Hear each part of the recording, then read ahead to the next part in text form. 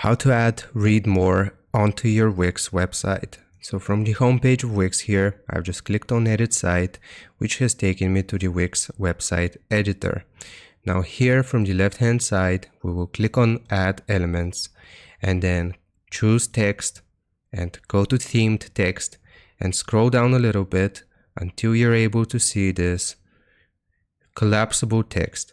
And as you can see, these texts have the option to read more, read less, show more, or show less. So here I will just drag and drop this text onto my Wix website, and now we can left click on it and change the text itself.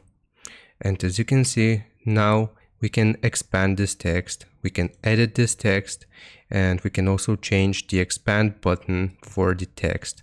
So for example, we can change this to learn more, and as soon as people click this, then it will expand and show more of the text which we have added right here, as well as we can change the collapse button text. So for example, learn less, and now if people click on the button and show them more, if they click on learn less, they will collapse the text box.